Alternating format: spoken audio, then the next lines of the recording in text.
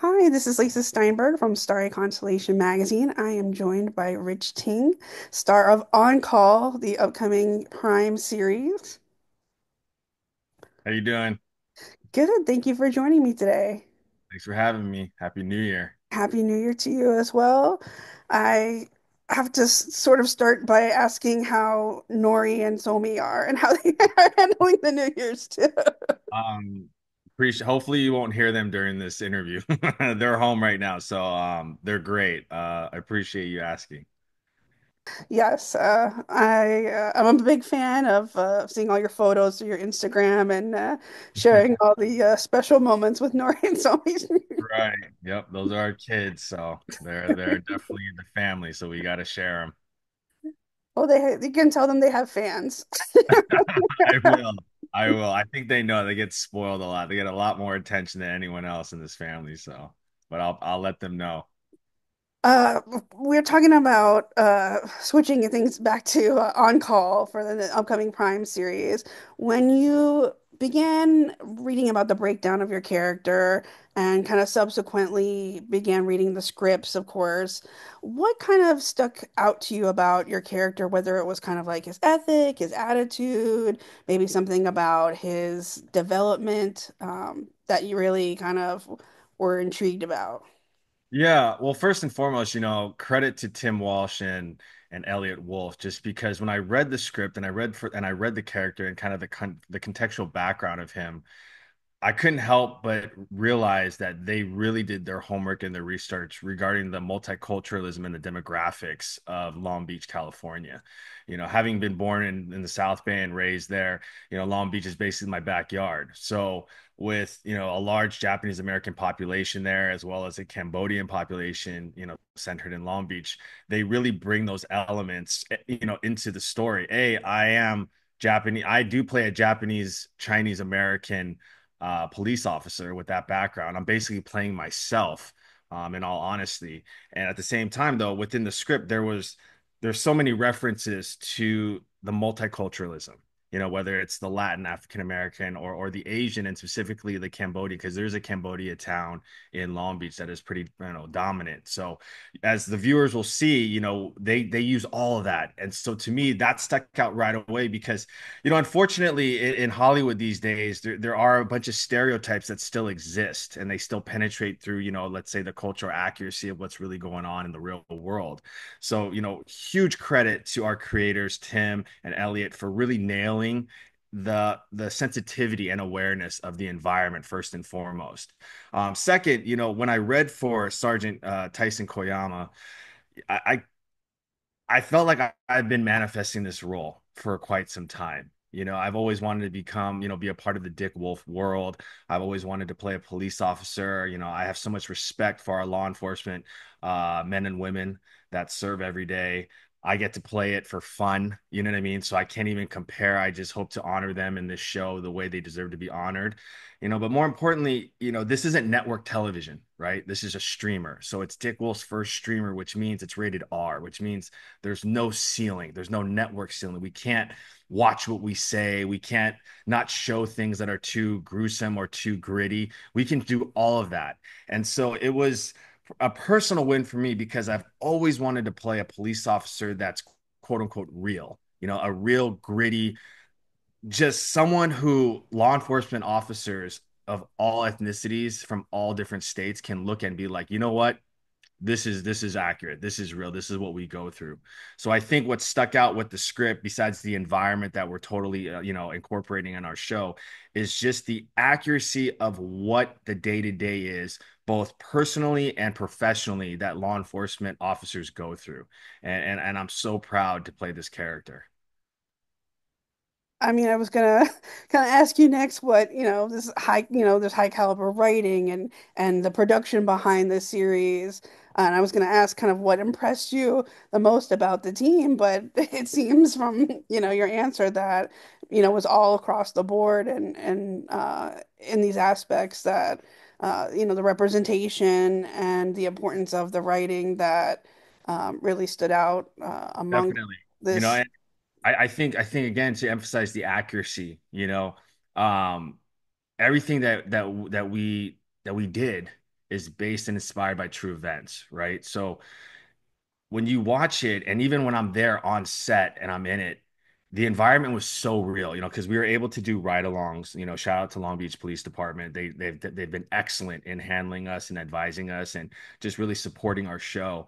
And so to do ride-alongs, with certain teams of the Long Beach Police Department, and then to go ahead and replicate those scenes and what we saw literally for the world to see, that was very overwhelming for me because I'm an actor that thrives off of my environment. I really like to get to set. I really like to soak it in, and even with the extras and the day players and the guest stars that were cast, they were so real that I did not feel like I was working with actors, to be dead honest. I felt like I was working with real people in law enforcement, real people from the streets, real civilians of Long Beach. And I think that just it's very contagious, and it helps feed you in the moment. And I think after watching the show, and all the screeners that were provided from Amazon, I think we nailed it. It's so real and gritty, and it kind of straddles that line between documentary and TV show, right? You kind of don't know at times, and then you click back and you're like, oh yeah, it's a series. So just really excited for the viewers to see something different. I mean, like you talk about, Dick Wolf, we know about procedurals. Right. He's the, tip top of procedurals and the longevity of them as Right. well. So that has to say a lot specifically to the testament of what they believe in and then what they have put into behind this series as well and into making it. Oh, 100%. Like I've said, I've always wanted to be a part of the Dick Wolf world, so to speak. And to have, basically our whole production team and all the creatives behind the scenes are all disciples, starting with Elliot Wolf, his son, Tim Walsh, Eric LaSalle. We have all these, obviously our executive producers are all from the same camp. So we have veterans of Dick Wolf, that have been in the game in his world for decades. And so for them to finally have an opportunity to play with no limit, no ceiling, so to speak, everyone's super excited for it. And I think the cast is excellent. I am so proud and humbled to be a part of this ensemble. Everyone from Troyan to Brandon to Eric to Lori. Um, you know, we cover all demographics, we cover all ages. Um, and it just works. It's so rare, and not to be pessimistic, but it's so rare in Hollywood that we get a cast that it just fits. Everybody just fits. There's no one that's kind of like a black sheep or whatnot, and everyone comes from a very professional veteran background. There's no first timers on this show. Everyone's definitely, put their time and paid their dues. So when we come together, it's very professional, and it's by far the most professional cast I've been a part of. Yeah, I mean, obviously Eric LaSalle kind of also did double duty in Right. directing some of the episodes as well. Can you Right. talk a little bit further about, that specific where you got to work with him, of course, as the director and as a fellow actor, both behind and in front of the screen. Right. Well, first, man, shout out to Eric. He's a fantastic human being. Been a fan of him since coming to America. So, that's always I need I to tell always him that. yeah, I know. I always smile when I see him because I just relived those moments when I was a kid and loving that movie, and then seeing his career just, everything he's done, both, feature wise and series wise. And then to have a person like him with so much experience, right? It just made me feel so comfortable as an actor. Like I said, being a fan of his, and then the fact that he welcomed me with open arms. Everyone's treated me extremely well. And so, when we get on set, and he directed the first two episodes, I believe, and then some on the back end, um, just tapped in. We get there and it's like we've been working together, even though it's our first time working as, director actor relationship. I felt like I've worked with him before. He's extremely easy to work with, great notes, allowed myself a ton of freedom, to live in my space, to really take in my environment. And yeah, I just, and then I get to play with him on camera, right? Later in the series. So it's just a joy. Like, he's to say that I know Eric, to say that I call him a friend, an older brother now. That's just really cool for me. You know what I mean? So well, what a privilege to work with him, and I look forward to doing a lot more in the future with him. You talk about you keep t touching on it about this cast, this incredible cast, and Troyan is a powerhouse, Right, and we've seen her in so many, her range, her versatility. right, Eric, he has again the eye behind and in front of the camera, so he has that great duality to him. Lori, of course, who's another person who's worked forever right. as Exactly. A lot of well. OGs on this show, so yeah. I definitely feel like I'm in good hands, like I just can't stress the professionalism and the maturity that everyone brings. Even I think Brandon may be our youngest cast member, but he, has his tremendous experience already, has had a fantastic career. I root for him all the time. And it just seems like we've been doing this show already for a couple seasons, even though it was the first season. That's that's special. And I'm just glad that I've been in this industry long enough to appreciate that feeling and that energy on set. The subject matter gets intense, it gets, very real, sometimes unpleasant, but that's what we're trying to do. We're trying to bring a lot of like accuracy to the screen. But with that, on set, we keep it really light. You have to, everyone understands, what we're doing, who we're representing, who we're honoring, and who our boss is, right? And so I think everyone brings that maturity, and I just can't stress um, how not easy it is, but the environment that everyone creates makes it easy for you to do what you need to do craft wise. And again, I'm just fortunate that I've done as much as I've done to appreciate that, because if this was my first show, man, it would be setting me up for disaster because this is the bar set super high on this one. You know what I mean? So, and again, that's why I'm glad I've done what I've done to appreciate what's going on this show. You talked about doing ride along. What other kind of training was involved for you, and kind of what did you really learn, or most valuable thing that you learned about yourself from Right. going through those experiences? Throughout my childhood and high school, I've had the opportunity to have a lot of law enforcement contacts. And so I've been on ride-alongs, just for my own ignorance, so to speak, right? Ever since I was a young kid. And so the ride-along for me wasn't something new. It was great in the sense that I hadn't done one in Long Beach, even though I grew up very near it. And so to have that perspective, with our officers and to observe certain things was gold. On the other aspect, tactical wise, just being in the industry, I do train tactically a lot just because of the roles I've had to play. For this one, I dialed in hard with Taryn over at Taryn Tactical, and shout out to him and his whole camp. They're the ones behind all the John Wicks. They're the ones behind all the anytime you see a military big action film, you can assume that Taryn is the trainer behind all of that. And ironically, I am using one of Taryn's custom made guns. It's actually the JW3 they used on John Wick. So having trained with Taryn tactically, he got me all dialed in, and then to show up on set and then to present me with my weapon for the show to actually be one of Taryn's guns was a special bonus.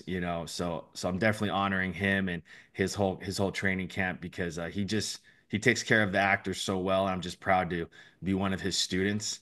But more importantly, I think with the ride-alongs, it wasn't so much for me personally seeing the environments or seeing certain situations. It was more about me seeing the relationships between the officers that I did my ride-alongs with. I'm an actor, right? So I don't have 20 years experience as my character does in the show. So that was something I wanted to really dial in was the personal side, of these officers and their energies, their vibes, how they communicate, um, how they handle situations. They're very calm, they're very professional, and you literally have to act like you've been doing it for a while, so nothing really shakes them. I think when the stakes are high, they get actually more calm. And so it was those kind of things that I was motivated to really tap into those small nuances to really bring those things to the character from like a microscopic kind of point of view.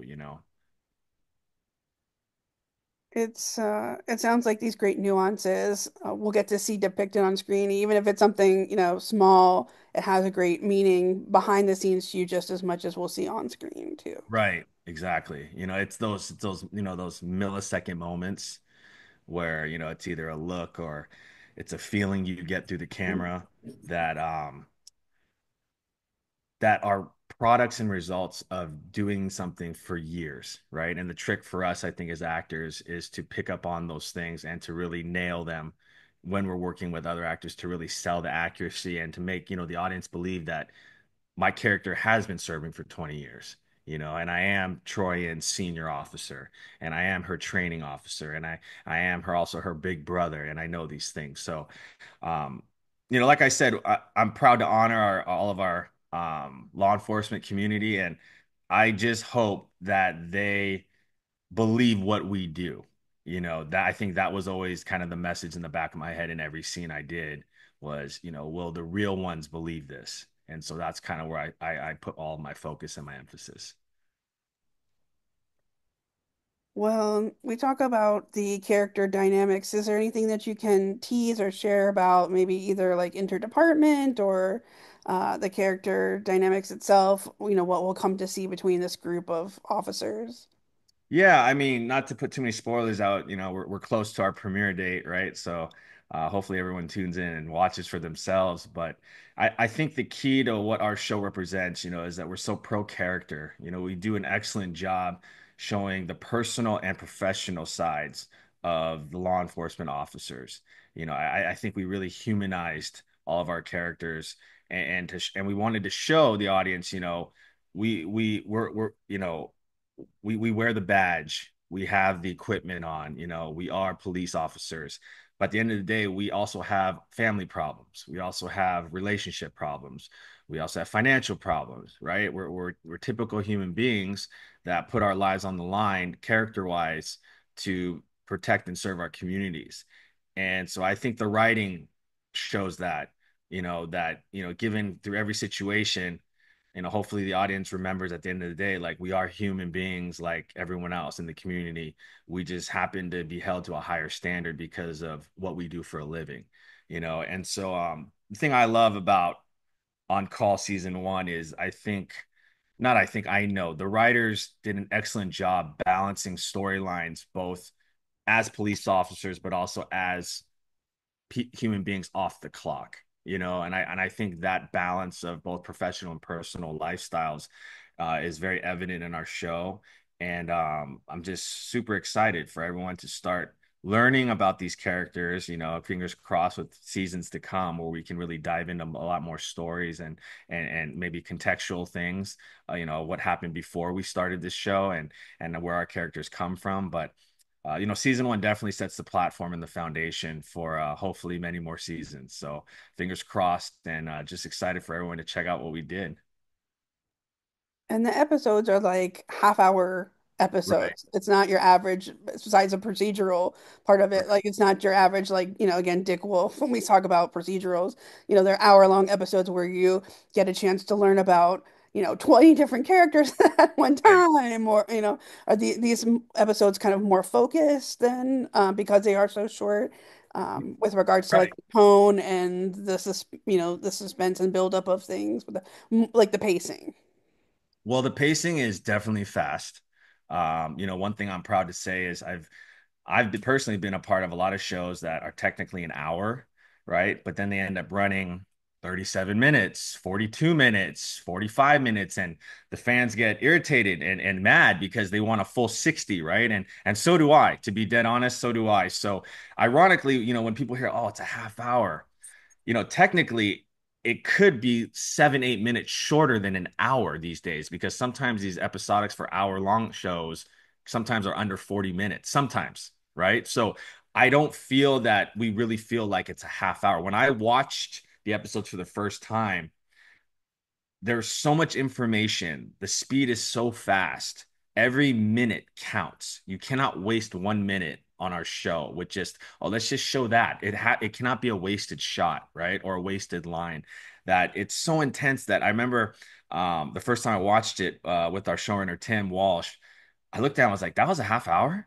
And he's like 31 minutes or something exactly. And I was like, my God, that felt like an hour. Like I got so much anxiety right now in a good way, because the way, there's a formula. We end it so that you just are like, no, like I got to keep watching it, right? And it rolls right into the next episode, which is very cool.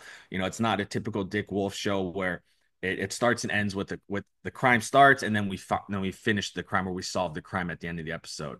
It's a rolling show, right? So it keeps you engaged, it keeps you locked in, and right when you think we figured it out, something happens, right?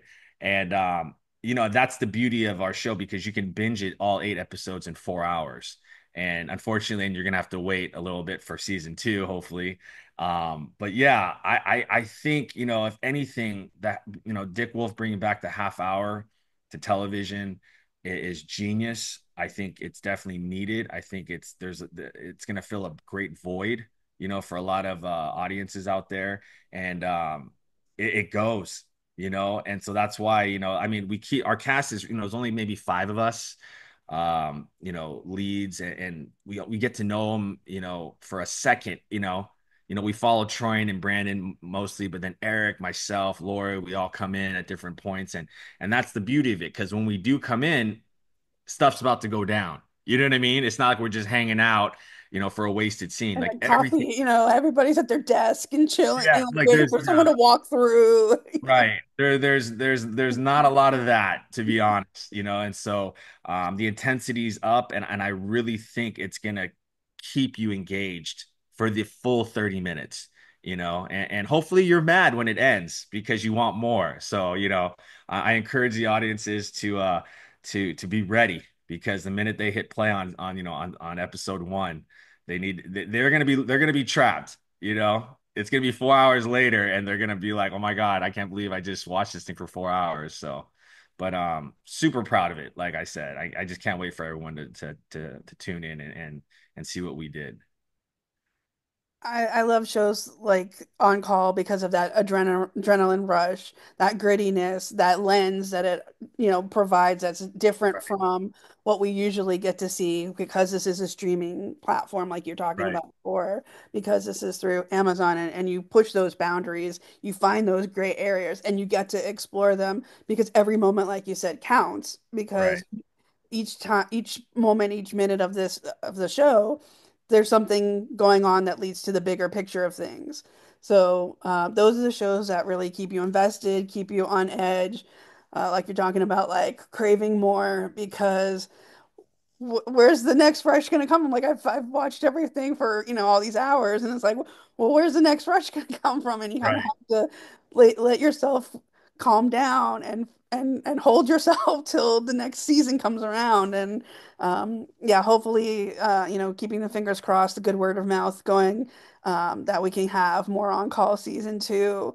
Definitely. Because I'm looking forward to that great reaction from the fans and seeing how everyone kind of copes with the way things leave off with at the end of Right. season one. Exactly. Well, we also got to see you last year in 2024. You had a really incredible 2024. We saw you last with Tulsa King season two. Right. Congratulations on that. Thank you Is very there much. is there anything else that you can share maybe besides, of course, here on call coming up January 9th Right. that we'll get Um, to watch you in coming up in the near future? You got anything you're working on as well? Yeah, so thank you for that. Yes, 2024 was an awesome year. Was actually able to work on FBI as well, which was another gift under the Dick Wolf umbrella, and that bled right into Tulsa King season two with Sylvester Stallone and his whole gang. What an opportunity! Definitely a bonus. It was love playing that character of Jackie Ming. It was so much fun. Besides the fact that we were in about 100-degree, 120-degree weather all summer, but this isn't easy, right? So You know, it's got to be tough sometimes, right? So, no, that was awesome. Love that whole team. Shout out to Sly. He took care of me. He's a great dude. I was just so flattered to work with such a legend like himself. Never thought I'd have that opportunity. You know, as far as probably, yes, a lot of seeds were planted. Um, I'll just say this. We're gonna focus on call season one right now.